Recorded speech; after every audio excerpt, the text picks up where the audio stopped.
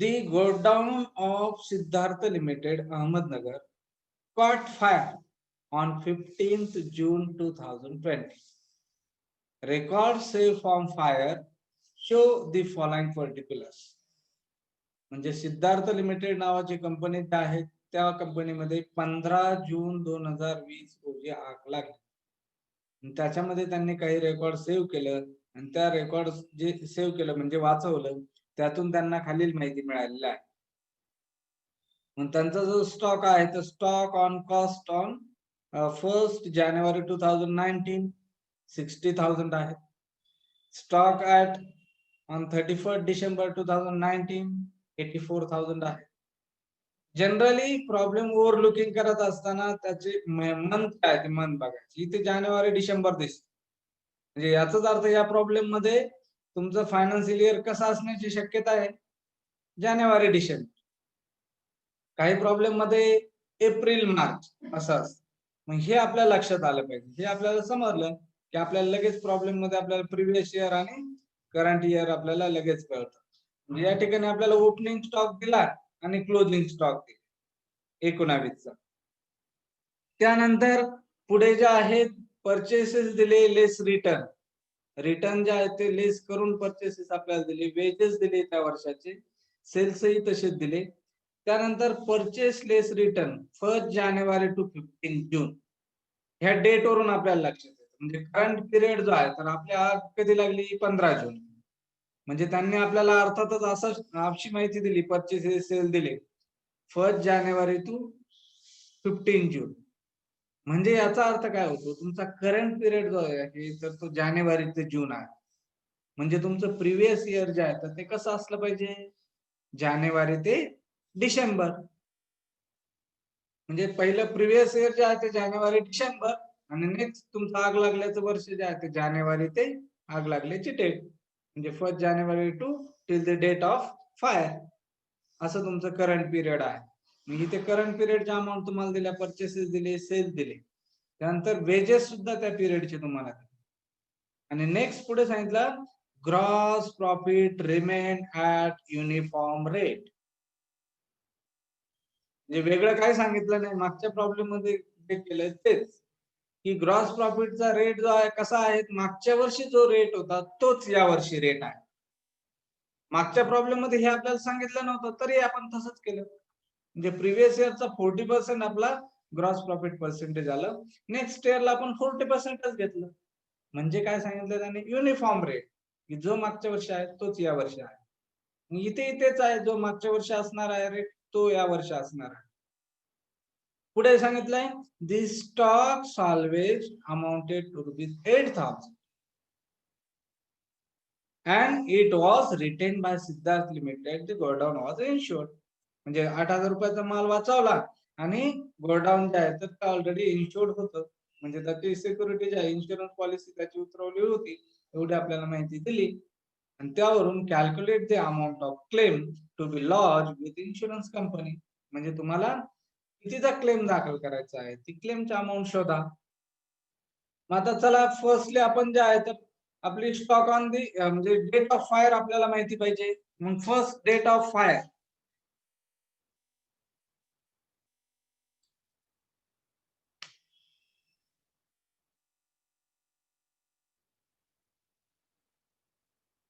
Date of fire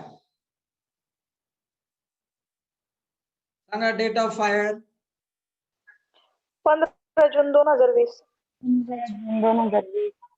15th June 2020. मग आता previous year कसं असेल, प्रिव्हियस इयर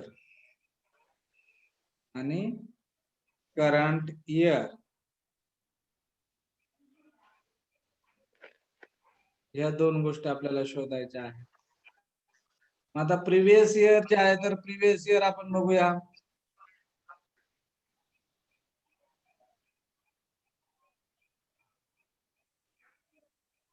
इथे जे आहे तर प्रिव्हियस इयर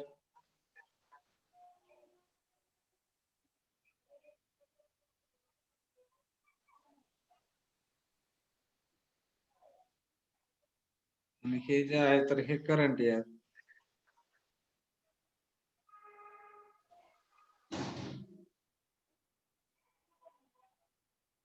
आता इथे 15 जून तुमची डेट ऑफ फायर आहे. Date of fire. त्याचं ओपनिंग जे आहे ते कधी आहे? 1 जानेवारी. 1 जानेवारी 2020. हे ओपनिंग आणि इथे आग लागली. त्यानंतर मग क्लोजिंग किती आहे? 31 डिसेंबर 2019. आणि ओपनिंग त्याचं किती आहे मग? 1 जानेवारी 2019. आलं लक्षात? प्रिव्हियस इयर आहे तुमचं 1 जानेवारी 2019 टू 31 डिसेंबर 2019. आणि करंट पिरियड जो आहे आग लागल्याचं वर्षाचे आहे 1 जानेवारी ते 15 जून 2020. म्हणजे आता तुम्हाला इथला ओपनिंग स्टॉक माहिती पाहिजे, इथला क्लोजिंग स्टॉक माहिती पाहिजे, इथले परचेसेस माहिती पाहिजे, सेल्स तुम्हाला माहिती पाहिजे. म्हणजे ह्या अमाऊंट आहे प्रिव्हियस इयरच्या तुम्हाला माहिती पाहिजे आणि नेक्स्ट करंट पिरियडचा ही अमाऊंट माहिती पाहिजे.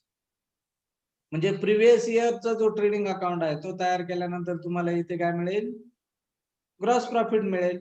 आणि करंट पिरियडचा मेमोरंडम ट्रेडिंग केल्यानंतर stock on the date of fire मिळेल. मग आता चला पुढे आपण जाऊया. मग आता तुम्ही जे आहे तर हे प्रिव्हियस इयर आणि करंट इयर लिहू शकता. ही जे माहिती आहेत प्रॉब्लेमला सुरुवात करताना तुम्ही number first, number second, number third ही लिहू शकतात. आणि प्रिव्हियस पिरियड 1 जानेवारी 2019 टू असं लिहू शकता इथे टू 31 डिसेंबर 2019. करंट पिरियड जो आहे 1 जानेवारी टू 15 जून. अशा पद्धतीने तुम्ही ते लिहू शकता. म्हणजे तुम्हाला ते पिरियड समजले असं त्यावरून निश्चित होईल. मग आता आपण ट्रेडिंग अकाउंट तयार करू. मग ट्रेडिंग अकाउंट कोणत्या कंपनीचा आहे? सिद्धार्थ लिमिटेड. मग इथे चला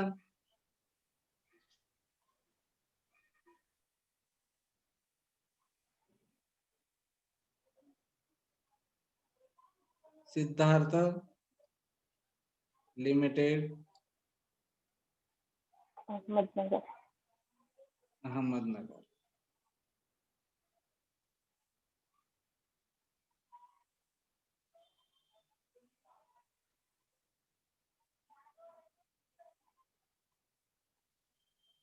trading account for the year ended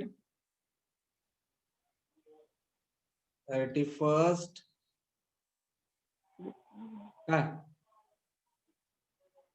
December 2019. आपल्याला सवय लागली असते एप्रिल मार्च म्हणून 31 वरती जायचं डिसेंबर आणि लिहायचे इथे 30 मार्च. तसं होतं कामा नाही.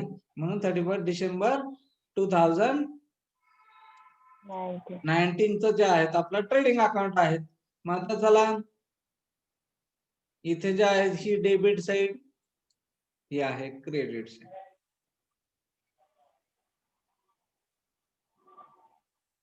आता to opening stock, to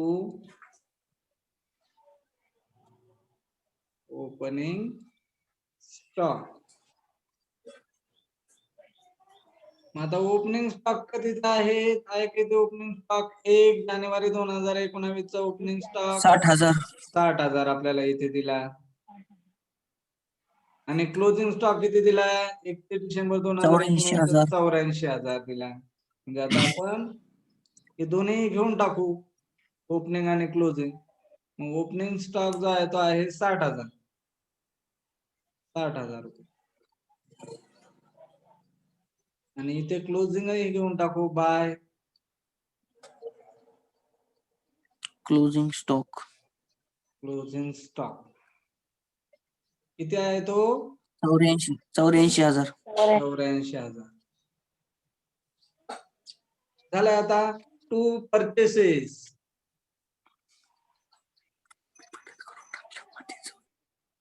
to purchases less return return जे आहे तर ते लेस करून आपल्याला दिले त्यांनी. परचेसेस लेस रिटर्न किती दिले? 5,08,000. परचेसेस लेस रिटर्न दिले 5,08,000. या ठिकाणी दिले 5,08,000.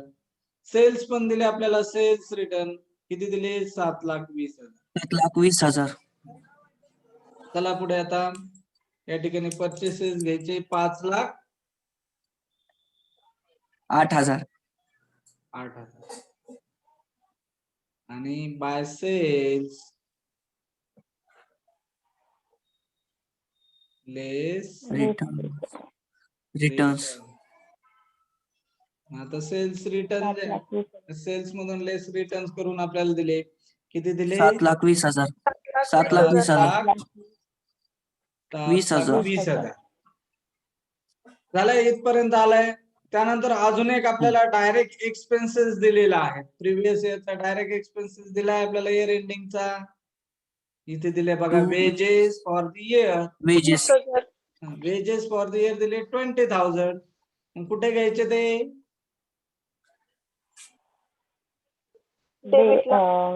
डेबिट साइडला टू वेजेस. Wages.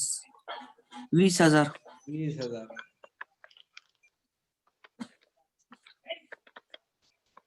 समजलं इथपर्यंत? प्रिव्हियस इयरच्या अमाऊंट आपण यामध्ये टाकल्या. अजून राहिले काही आता प्रिव्हियस इयरचं घेण्याचं? या 3 नाही. अमाऊंट आपल्याला दिलेल्या आहे. म्हणजे आता आपलं या 5 अमाऊंट ज्या आहेत आपण यामध्ये घेतला. 6वी अमाऊंट ज्या आहेत आपल्याला सर्च करायची. To Gross profit.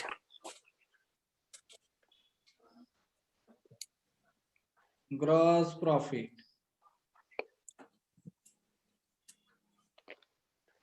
ही आपली बॅलन्सिंग फिगर आहे. करा आता, चला शोधा बरं. 2,16,000 येते. इथे टोटल किती आलं? 8,04,000. 8,04,000. 4,000.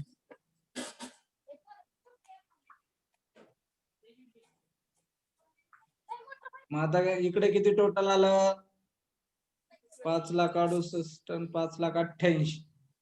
म्हणजे किती आले? 2,00,000. 2,16,000. 2,16,000. बरोबर का? हो सर. म्हणजे तुमचा ग्रॉस प्रॉफिट जो आहे तो 2,16,000 ही 16,000. ही बॅलन्सिंग फिगर आहे. नेहमी ज्या फिगर तुम्ही शोधतात त्यांना ब्रॅकेट करायचे, म्हणजे एक्झामिनरला ते लगेच लक्षात येईल. म्हणजे आता ग्रॉस प्रॉफिट जो आहे तो तुम्ही सर्च केला 2,16,000. मग आता next step number second step काय आहेत आपली? Gross profit. Gross profit percentage. Profit percentage. Calculate Gross profit percentage. gross profit Percentage. percentage. मग सांगा फॉर्म्युला मला. Gross profit upon sales multiply 100. Gross profit rate is equal to gross profit Profit divided upon sales. by Sales sales multiply multiply 100. 100. आता आपला gross profit किती काढला आपण? 2,16,000. 2,16,000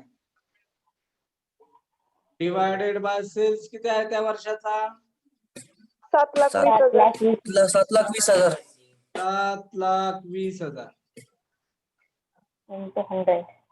multiply 100. 100. मग आता किती आला आपला? 30%. 30%.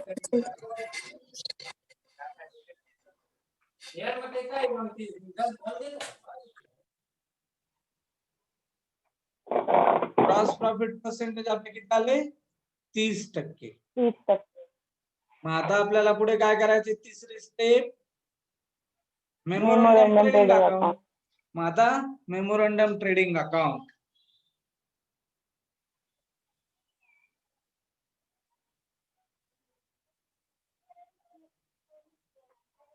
Siddharth company limited Ahmednagar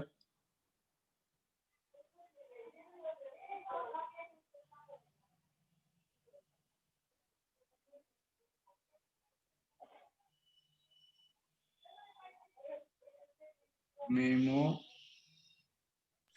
Memorandum trading account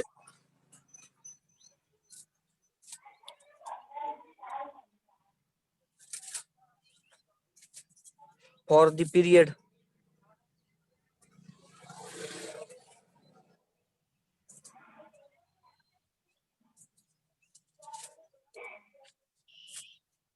कोणता पिरियड आहे 1st January to January to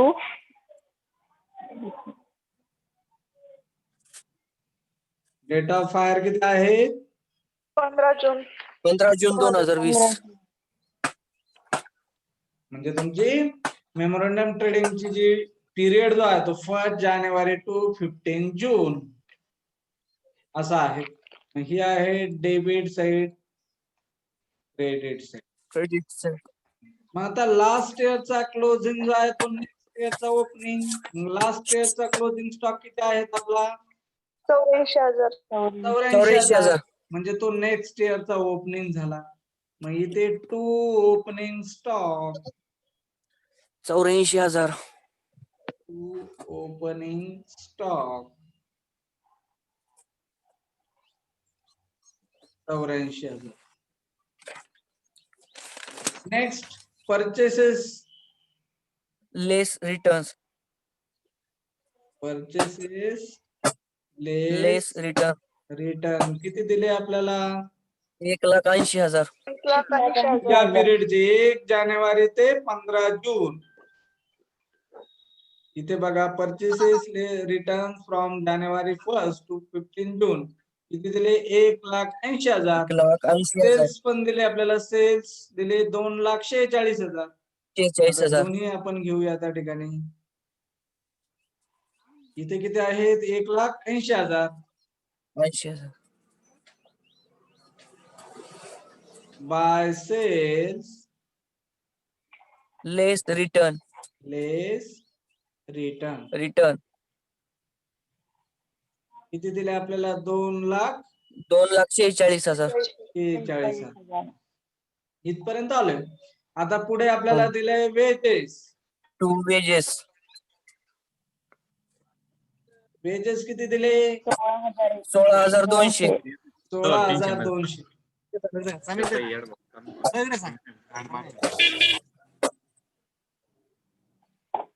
wedges from 1 January to 15 जून 16,200. 200.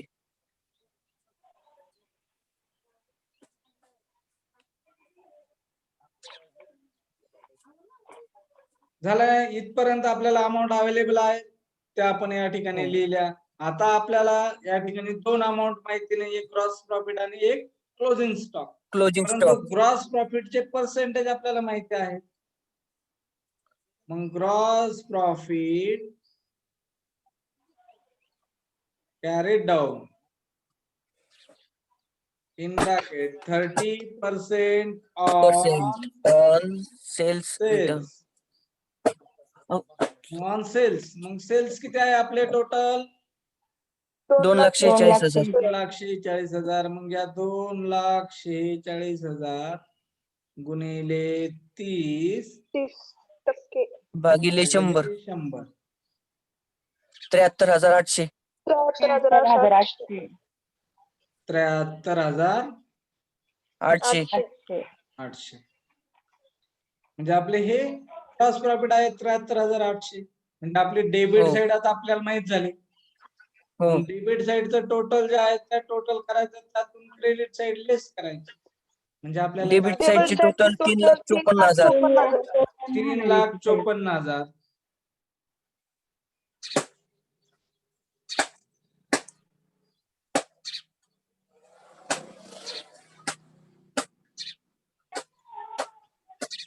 3,54,000.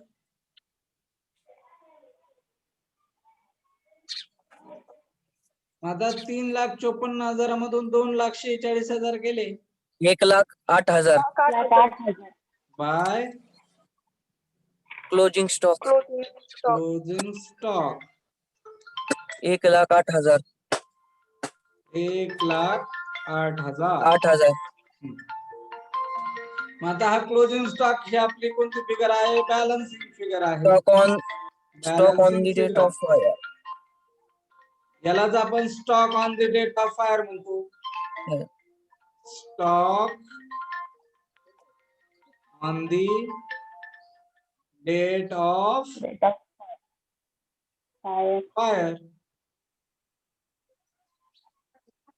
म्हणजे आपली stock on the date of fire आली आता किती? 1,08,000. तुम्हाला 8,000. सांगितलं जी आपली बॅलन्सिंग फिगर आहे तिला नेहमी काय करायचं? ब्रॅकेट करायचं, म्हणजे एक्झामिनरला समजेल तुम्ही काय आन्सर काढले ते. 1,08,000 तुमची बॅलन्सिंग फिगर आहे stock on the date of fire. मग नेक्स्ट शेवटची स्टेप काय कोणत्या येतात आपली? Statement for claim. For claim. Statement of claim.